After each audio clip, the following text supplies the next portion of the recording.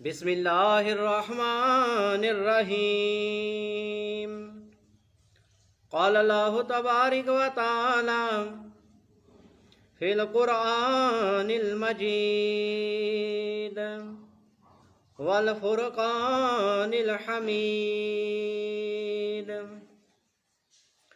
وَأَمَّا مَنْ خَافَ مُقَامَ رَبِّهِ وَنَهَى النَّفْسَ عَنِ الْهَوَى فَإِنَّ الْجَنَّةَ هِيَ الْمَأْوَى وقال اللہ تبارک و تعالی وَلِمَنْ خَافَ مُقَامَ رَبِّهِ جَنَّتَانِ صدق اللہ العظیم وصدق اللہ النبی الکریم وَنَحْنُ عَلَى ذَلِكَ لَمِنَ الشَّاهِدِينَ وَالشَّاكِرِينَ وَالْحَمْدُ لِلَّهِ رَبِّ الْعَالَمِينَ اللهم صل على محمد في أول كلامنا اللهم صل على محمد في أوسط كلامنا اللهم صل على محمد في آخر كلامنا جس دور پہ نازاتی دنیا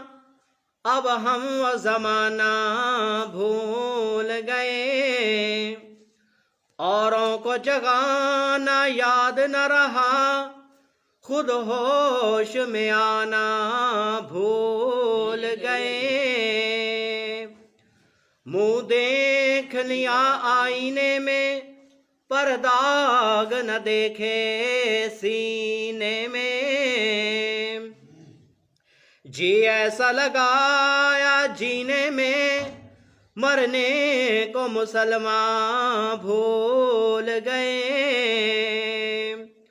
آذان تو اب بھی ہوتی ہے مسجد کی فضاؤں میں جس ضرب سے دل ہل جاتے تھے وہ ضرب لگانا بھول گئے اللہم صلی علی محمد فی اول کلامنا اللہم صلی علی محمد فی اوسط کلامنا اللہم صلی علی محمد فی آخر کلامنا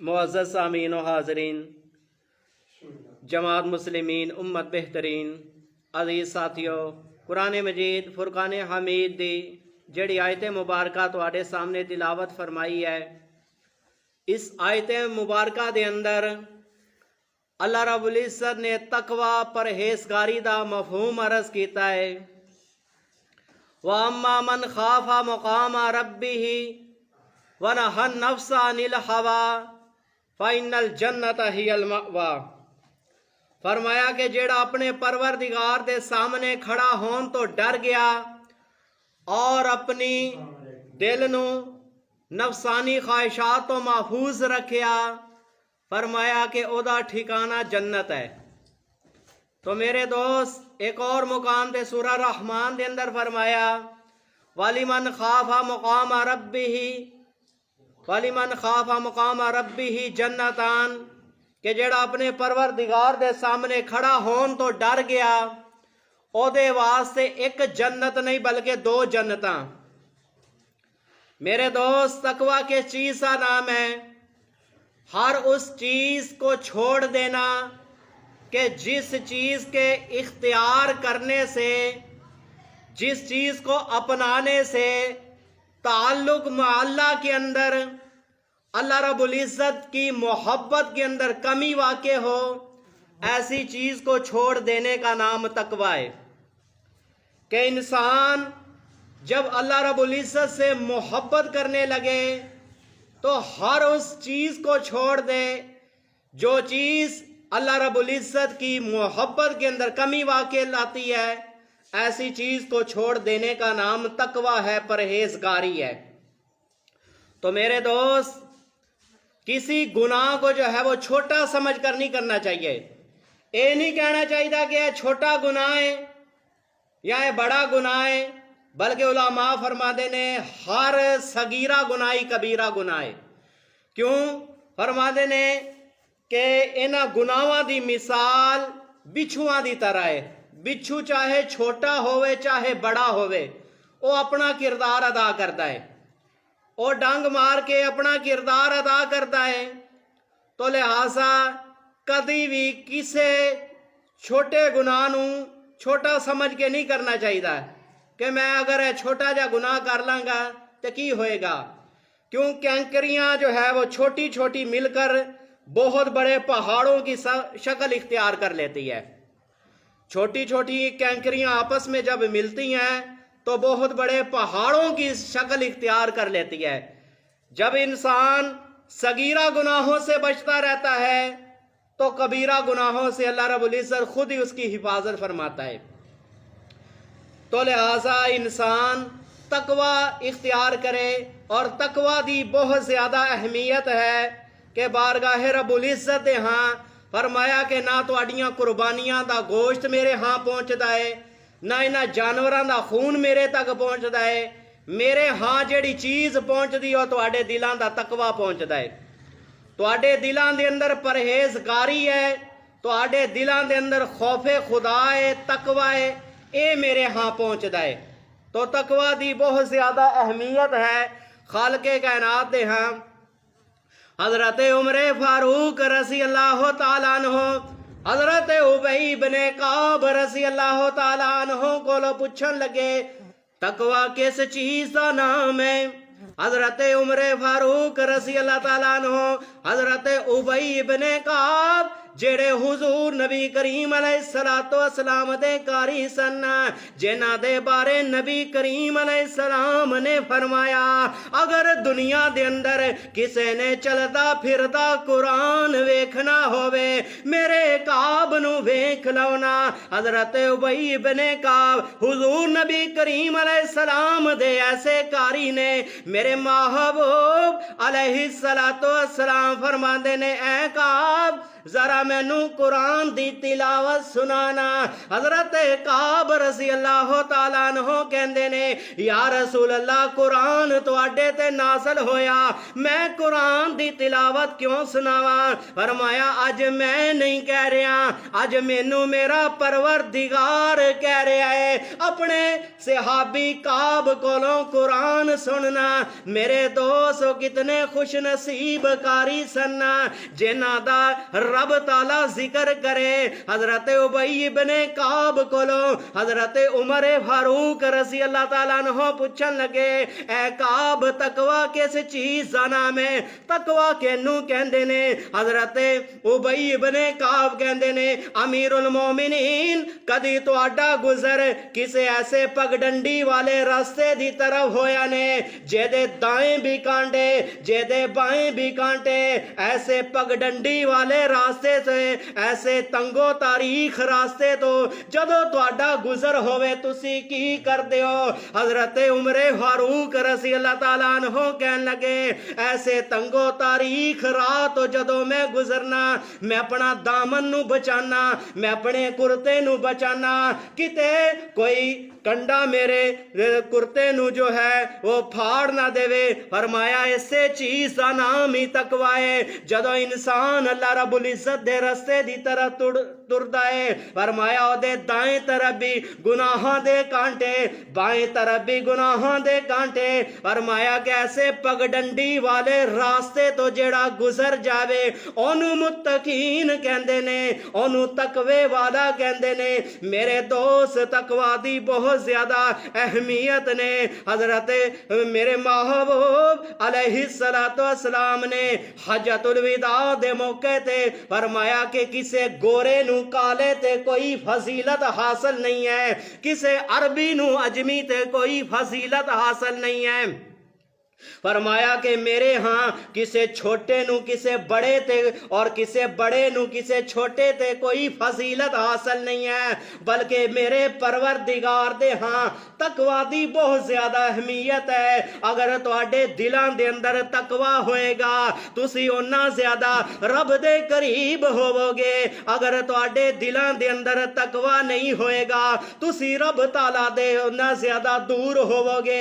मेरे महबूब अलैहिस्सलातु वस्सलाम ने हज्जतुल विदा दे मौके ते इरशाद फरमाया, हुजूर नबी करीम अलैहिस्सलाम दे दामन दे अंदर एक सहाबी आया जिन्हां दा नाम हजरत असवद रजी अल्लाह तआला अन्हु, रंग दे काले सहाबी आके अर्ज करन लगे, या रसूल अल्लाह अगर मैं कलमा पढ़ांगा, अगर मैं ईमान लैके आवांगा, मैनू केड़े हकूक मिलनगे, मैनू केड़े हकूक मिलनगे।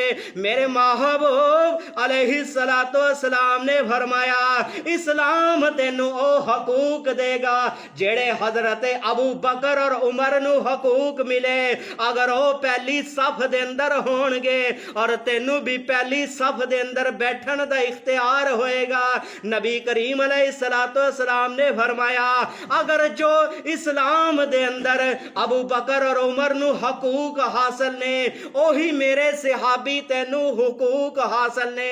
मेरे दोस्त अबू लहब सैयद खानदान दे नाल ताल्लुक रखदा ने, हाजियां नू सत्तू भी पिलांदा ने, हाजियां दी खिदमत भी करदा ने, सैयद खानदान दे नाल ताल्लुक रखदा ने। लेकिन जदों नबी करीम अलैहिस्सलाम दी गुस्ताखी कीती, वो अल्लाह रब्बुल इज्जत ने फौरन ओदा जवाब दिता, तब्बत यदा अबी लहब व तब, टूट गए अबू लहब के दोनों हाथ, वो खुद भी जहन्नम में जा गिरा। फरमाया कि जिस अबू लहब दे बारे कुरान ने इन्नी वही सुनाई, ए सैयद खानदान दे नाल ताल्लुक रखदा सी, लेकिन दिल दे अंदर तकवा नहीं सी, दिल दे अंदर अल्लाह रब्बुल इज्जत दी मोहब्बत नहीं सी, नबी दी मोहब्बत नहीं सी। अल्लाह रब्बुल इज्जत ने इनू सादात दे खानदान तो ही दूर रखिया।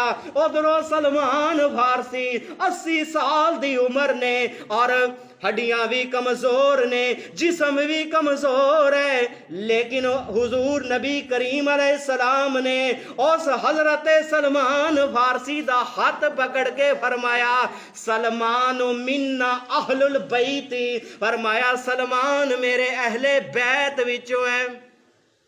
तो मेरे दोस्त, इस्लाम जिस चीज नू देखदा है वो तकवा और परहेजगारी नू वेखदा है।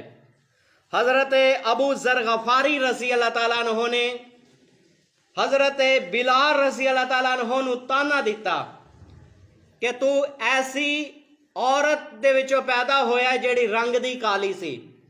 हजरत बिलाल रजी अल्लाह ताला अन्हु नबी करीम अलैहिस्सलाम दी बारगाह दे अंदर चले गए, जाके अर्ज करन लगे, या रसूल अल्लाह अज मैनू हजरत अबू जर गफारी ने ताना दिता ने, तू ऐसी औरत दे अंदरों जन्म ले आए, तू ऐसी औरत दा बेटा है जेड़ी रंग दी काली सी।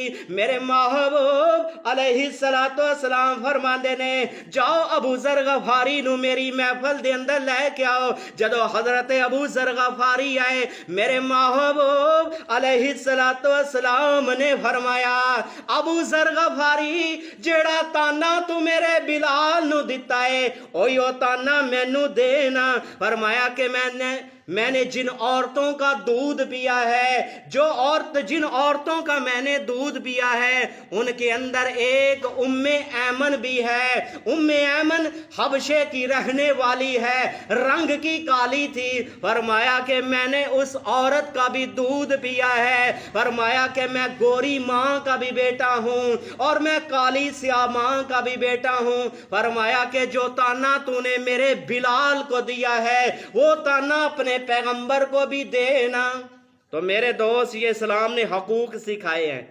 इस्लाम जो है इंसानों को शऊर सिखाता है, उनको तहजीब व तमद्दन सिखाता है, उनको जिंदगी गुजारने के तरीके बताता है।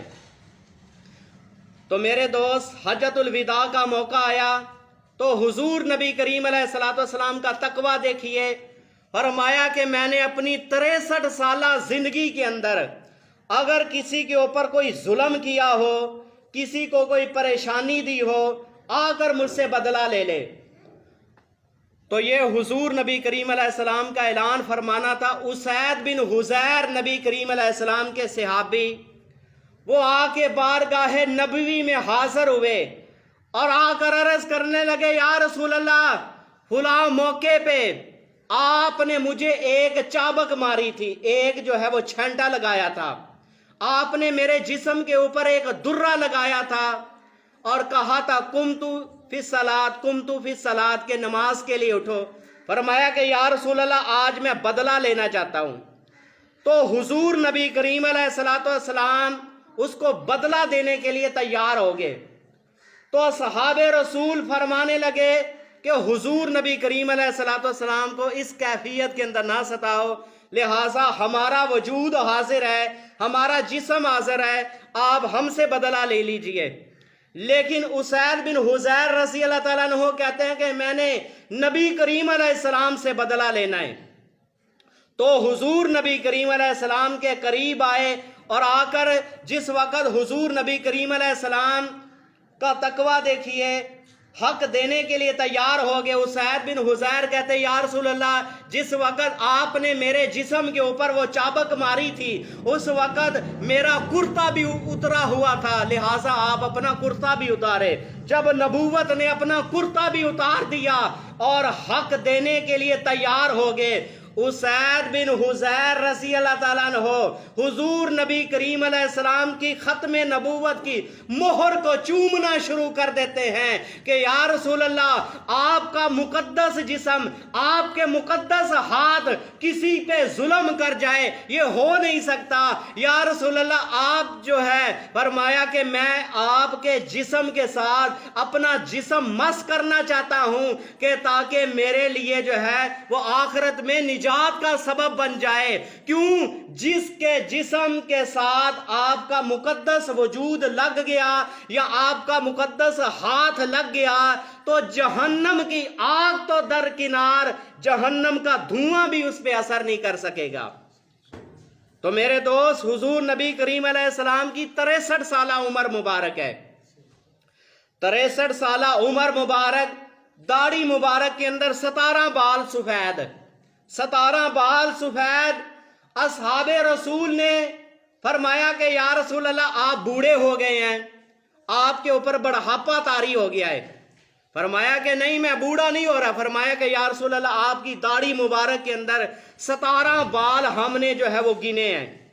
تو حضور نبی کریم علیہ الصلوۃ والسلام نے فرمایا مجھے سورہ ہود نے بوڑھا کر دیا ہے، مجھے سورہ القاریۃ ملقاریہ نے بوڑھا کر دیا ہے۔ فرمایا کہ جن صورتوں کے اندر جہنم کا ذکر ہے، جن صورتوں کے اندر قبر کی وحشت کا ذکر ہے، جن صورتوں کے اندر وہ قیامت کے ہولناک مناظر کا ذکر ہے، فرمایا کہ جب ان صورتوں کی میں محمد تلاوت کرتا ہوں مصطفیٰ کی داڑھی مبارک کے بال سفید ہو جاتے ہیں۔ تو میرے دوست حضور نبی کریم علیہ الصلوۃ والسلام کا یہ تقویٰ ہے۔ اور اصحاب رسول کا تقویٰ دیکھیے، حضرت ابوبکر صدیق رضی اللہ تعالیٰ عنہ مقام اور مرتبہ بہت زیادہ ہے، لیکن تقویٰ اتنا ہے کبھی آسمانوں کے اوپر اڑتی ہوئی چڑیا کو دیکھتے ہیں، کاش میں کسی جو ہے وہ چڑیا ہوتا، میں کوئی پرندہ ہوتا۔ یہ پرندہ جو ہے یہ کھاتا ہے پیتا ہے، اس کو کسی قسم کا کوئی حزن و ملال نہیں ہے۔ کاش ابو بکر صدیق بھی یہ جو ہے وہ چڑیا ہوتا، کوئی پرندہ ہوتا، اس سے حساب و کتاب نہ لیا جاتا۔ کاش ابو بکر جو ہے وہ مدینہ طیبہ کا کوئی درخت ہوتا، مدینہ طیبہ والے اس درخت کو کاٹ کر آگ جلانے کے کام آ جاتا۔ تو میرے دوست یہ تقویٰ کی علامت ہے کہ اتنا زیادہ جو ہے وہ اپنے سینوں کے اندر جو ہے وہ تقویٰ رکھتے ہیں۔ حضرت عمر فاروق رضی اللہ تعالیٰ عنہ کے سینے کے اندر اتنا زیادہ تقویٰ ہے کہ رات کے سناٹے کے اندر، رات کے اندر گلیوں کا پہرا دے رہے، گلیوں کا گشت کر رہے، وقت کا جو ہے وہ گورنر بھی ہے، وقت کا وزیر اعظم بھی ہے، وقت کا پریزیڈنٹ بھی ہے، لیکن اس کے باوجود کہتے ہیں تاکہ میری رعایا کے اندر کوئی آدمی بھوکا نہ رہ جائے۔ ایک گھر کے قریب سے گزر ہوا، اندر سے آواز آ رہی ہے، ماں اپنی بیٹی سے کہنے لگی بیٹا دودھ کے اندر پانی ملا دو، اگر دودھ کے اندر پانی مل گیا تو پیسے زیادہ ہمیں مل جائیں گے، بیٹی تیرا سوٹ بوٹ بھی بن جائے گا، دنیا کا ساز و سامان بھی بن جائے گا۔ لیکن بیٹی کہنے لگی امی جان عمر تیری 70 سال، اب بھی تیرا یہی حال، کچھ تو کرنا خیال، عمر فاروق کا زمانہ ہے۔ ماں کہنے لگی بیٹا جنگل بیاباں کے اندر ہماری جھونپڑی، یہاں عمر کوئی دیکھتا تو نہیں ہے۔ فرمایا کہ امی جان عمر نہیں دیکھتا، عمر کا خدا تو دیکھتا ہے۔ حضرت عمر فاروق یہ ساری باتیں سن رہے تھے، دامن پھیلا کر کہنے لگے یا اللہ اگر بیٹی دینی ہے دنیا کائنات والوں کو ایسی بیٹی عطا کر جو آدھی رات کے وقت بھی تیرا خوف کرے۔ حضرت عمر فاروق رضی اللہ تعالیٰ عنہ اپنا دامن پھیلا کر کہنے، اپنا گرے بان کو جھانک کر کہتے ہیں عمر تو کمینہ تھا، اللہ رب العزت نے تجھے عزتیں عطا فرمائی، تجھے عظمتیں عطا فرمائی۔ عمر تجھے اونٹ چرانے نہیں آتے تھے، تیرا باپ خطاب تجھے رسیوں کے ساتھ مارتا تھا، عمر تو اونٹ نہیں چرا سکتا، زندگی کیسے گزارے گا؟ آج محمد کی غلامی کی وجہ سے تجھے اتنی عزت ملی ہے، اتنی عظمت ملی ہے، کوڑا زمین پہ مارتا ہے، زمین پہ آیا ہوا زلزلہ بھی بند ہو جاتا ہے، دریائے نیل کو خط لکھتا ہے، دریائے نیل قیامت کی صبح تک جاری و ساری ہو جاتا ہے، اذان تیرے کہنے پہ بن جاتی ہے، پردے کا حکم تیرے کہنے پہ نازل ہو جاتا ہے، آگ تیرا کہنا مانتی ہے، ہوا تیرا کہنا مانتی ہے، جنگل کے درندے تیرا کہنا مانتے ہیں۔ عمر خیال کے ساتھ حکومت کرنا، اگر دریائے فرات کے کنارے پر، دریائے دجلہ کے کنارے پر اگر ایک کتا بھی پیاسا مر گیا، کل قیامت والے دن تیرا گریبان ہوگا، خالق کائنات کی عدالت ہوگی، اس عدالت کے اندر تجھے جواب دینا پڑے گا۔ تو میرے دوست اتنا زیادہ خوف اور تقوی ہے کہ اپنے آپ کو اتنا زیادہ اپنے آپ کو جواب دے سمجھتے، الا کلکم رائن وکلکم مسئول عن رعیتی، کہ ہر تم میں سے نگہبان ہے، ہر ایک سے اس کی رعیت کے بارے میں کل قیامت والے دن سوال ہوگا۔ آپ کی رعیت کے اندر جو غلام کام کرتے ہیں، مزدور کام کرتے ہیں، کل قیامت والے دن آپ سے پوچھا جائے گا کہ آپ نے جو ہے اپنے بیوی کے کتنے حقوق ادا کیے، اپنے پڑوسیوں کے کتنے حقوق ادا کیے۔ تو میرے دوست ہر ایک جو ہے وہ نگہبان ہے، ہر ایک اس کی رعیت کے بارے میں سوال ہوگا۔ تو میرے دوست یہ تقوی ہے حضرت عمر فاروق رضی اللہ تعالیٰ عنہ کا۔ وہ حضرت عمر فاروق منبر پہ خطبہ دے رہے ہیں اور حضرت امام حسین کا بچپن ہے، بچپن کے عالم کے اندر حضرت امام حسین نے حضرت عبداللہ بن عمر سے کہا کہ تو بھی، تیرا باپ تو جو ہے میرے نانے کا نوکر ہے۔ اب بچے آپس میں جو ہے اس طرح کی باتیں کر لیتے ہیں، تو حضرت امام حسین نے یہ جملے کہے کہ تیرا باپ تو میرے نانا جی کا نوکر ہے۔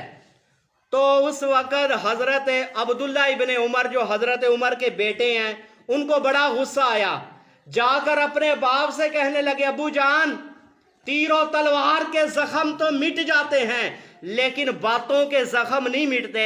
آج مجھے امام حسین نے یہ تانا دیا ہے کہ تو بھی کوئی بندہ ہے، تیرا باپ تو میرے نانے کا نوکر ہے۔ تو اسی وقت حضرت عمر فاروق جلال کے اندر آگے فرمایا کہ بیٹا یہ کاغذ کا ٹکڑا بھی لے جا، یہ قلم بھی لے جا، جا کر امام حسین سے دستخط کروا کے لاؤ، دن قیامت والے دن میں اپنے پروردگار کو دکھاؤں کہ میرے مولا آج تیری چوکھٹ پہ آیا ہوں، نمازیں دکھانے کے قابل نہیں ہے، روزہ دکھانے کے قابل نہیں ہے، زندگی کے اندر جو نیک اعمال کیے تھے وہ دکھانے کے قابل نہیں ہے، میرے مولا تیرے نبی کا نواسہ اس بات کا اقرار کر رہا ہے، عمر تو تیرے نبی کا غلام نظر آ رہا ہے، عمر تو تیرے نبی کا نوکر نظر آ رہا ہے۔ شاید یہ غلامی والی سند، یہ نبی کی غلامی والی سند ہی میرے کام آ جائے۔ تو میرے دوست یہ ہے ان کا تقوی۔ تو قرآن مجید فرقان حمید نے متقین کی 5 صفات بیان کی ہے۔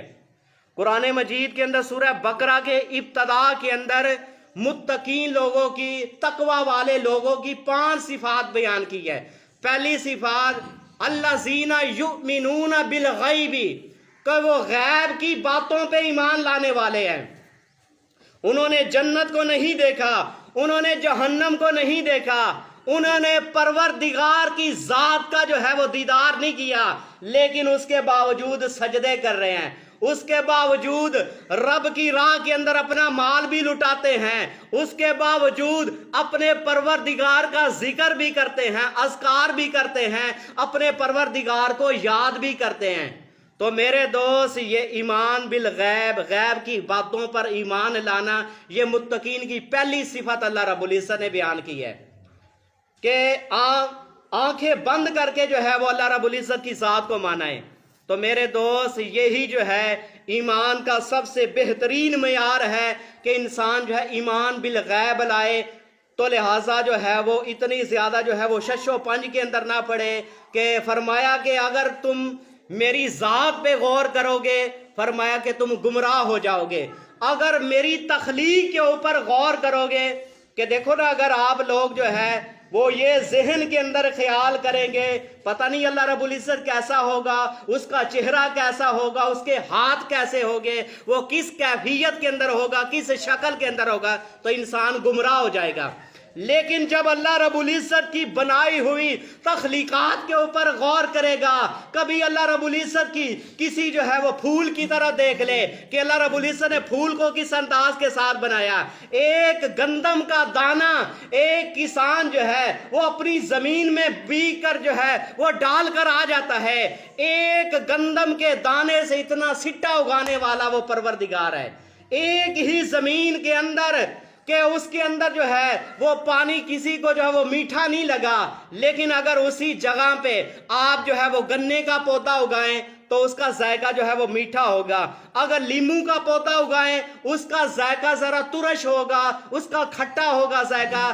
اگر اسی زمین پر آپ کریلے کی بیل اگائیں تو اس کا ذائقہ جو ہے وہ کڑوا ہوگا۔ یہ نہیں کہ کریلے کی بیل کو جو ہے وہ پانی جو ہے وہ کڑوا لگا اور گنے کو جو ہے وہ پانی میٹھا لگا۔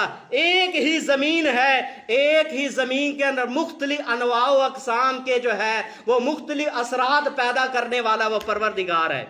تو لہٰذا جب آپ جو ہے وہ اللہ رب العزت کی تخلیق کے اوپر غور کریں گے تو آپ کو اللہ رب العزت کی معرفت اور پہچان حاصل ہو جائے گی۔ تو متقین کی پہلی صفات اللہ رب العزت نے بتائی الذین یؤمنون بالغیب، کہ وہ غیب کی باتوں پر ایمان لاتے ہیں۔ پھر آگے وَیُقِیمُونَ الصَّلَاةَ، وہ نمازوں کو جو ہے وہ قائم کرنے والے ہیں۔ تو قرآن مجید کے اندر جہاں بھی آپ دیکھیں تو نماز کو قائم کرنے کا حکم ہے۔ اب اس سے جو ہے وہ کوئی آدمی گمراہ نہ ہو جائے کہ نماز کے قائم کرنے کا حکم ہے، نماز کے پڑھنے کا حکم نہیں ہے۔ تو میرے دوست قائم ایسی نماز کرو کہ اگر آپ نے توبہ کی ہے واپس پلٹ کر نہ جائیں، تو لہٰذا جو ہے ایک دفعہ آپ نے نماز شروع کر لی ہے تو لہٰذا اگر جو ہے وہ آپ کا خاندان اور کنبہ بھی ذبح ہو جائے تب بھی جو ہے وہ رب کی نماز نہیں چھوٹنی چاہیے۔ اور اس کی مثال جو ہے وہ اہل بیت نے جو ہے مثال دے کر ہمیں بتلا دیا ہے کہ امام حسین رضی اللہ تعالیٰ عنہ نے کوفہ کے اور جو ہے کربلا کے میدان کے اندر اپنا خاندان اور کنبہ جو ہے وہ اللہ رب العزت کے رستے میں شہید کروا کے بھی جو ہے آخری وقت بھی جو ہے وہ یہی التجا کر رہے، شمر میری چھاتی سے اتر جا، مجھے رب کی نماز تو پڑھنے دے۔ تو لہٰذا آخری وقت بھی جو ہے وہ نماز نہیں چھوٹی۔ تو لہٰذا یہ ہے نماز کو قائم کرنا۔ حضرت عمر فاروق رضی اللہ تعالیٰ عنہ ممبر مصلی رسول پہ امامت کروا رہے ہیں، ابو لولو فیروز مسلسل خنجر کے وار کر رہا ہے، لیکن حضرت عمر فاروق رضی اللہ تعالیٰ عنہ رب کی نماز نہیں چھوڑ رہے۔ تو یہ ہے نماز کو قائم کرنا۔ تو ایسی نماز کہ آپ کے معمولات عبادت کے اندر فرق نہ آئے، آپ کے معمولات عبادت کے اندر فرق نہ آئے. اگر آپ جو ہے وہ پہلی صف کے اندر نماز پڑھنے کے عادی ہیں, گھر کے اندر کوئی مصیبت کوئی پریشانی آ گئی تو لہٰذا اس پریشانی کی طرف نہ دے بلکہ پہلی صف کے اندر کھڑے ہو کر جو ہے وہ نماز پڑھے. تو لہٰذا یہ ہے نماز کو قائم کرنا. تو لہٰذا یہ متقین کی دوسری صفت اللہ رب العزت نے بیان کی ہے. آگے تیسری صفت کہ وہ صرف جو ہے وہ نمازوں پر بھی جو ہے وہ اپنے آپ کو جو ہے وہ قائم نہیں رکھتے. فرمائے وَمِمَّا رَزَقْنَاهُمْ وَمِمَّا رَزَقْنَاهُمْ يُنْفِقُونَ کہ جو اللہ رب العزت نے ان کو عطا کیا ہے, اللہ رب العزت کی عطا کردہ چیزوں میں سے وہ اپنے سانپ بن کر نہیں بیٹھ جاتے بلکہ راہ خدا کے اندر خرچ کرنے والے بھی ہیں.